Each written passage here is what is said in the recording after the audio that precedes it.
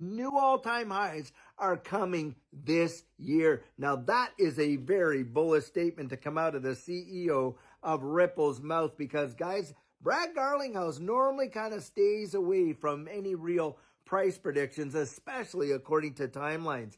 But he is going on record at this point saying, hey, listen, we're going to see new all-time highs this year. And I think, guys, after this conference at the WEF in Davos, I believe that a lot of jurisdictions around the wide world are going to actually roll the pins when it comes to putting out their regulatory clarity. And especially, I think that's going to happen right here at home on these shores in America. And when that happens and we get that regulatory clarity, guys, it is going to send the space. It is literally going to send it. I really do believe that. And the reason I do believe it is because now we're going to see not just adoption, because institutions have been buying it up like crazy. And even Brad Garlinghouse was quoted as saying he expected to see more price appreciation when you consider the amount of institutional adoption that's going on.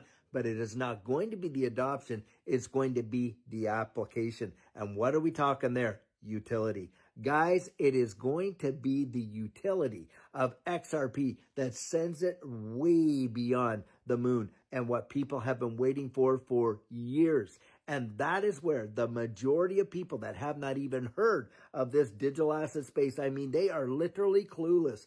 I'm telling you what, they're all going to be coming on board. Why? Because every single thing that we do and how we interact with our finances, on top of that, our identities with digital IDs, on top of that, like I say, proof of ownership, utilizing perhaps non-fungible tokens, it is going to be crazy. And right now, the big fight over the Clarity Act is who's going to get to offer yield to you and I for our stable coins and digital assets. Isn't that amazing? Now they're squabbling over, hey, who's going to actually be able to dish out the pie? I remember when they were squabbling about whether there even was a pie. Remember that? When they were, all these major banking institutions were jumping all over this digital asset space, saying that it was nothing but fraudsters and scammers and all this kind of stuff. Well, where's that song and dance gone now? Seems like it's totally disappeared.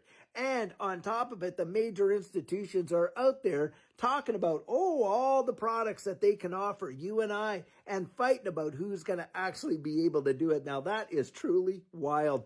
Think about that.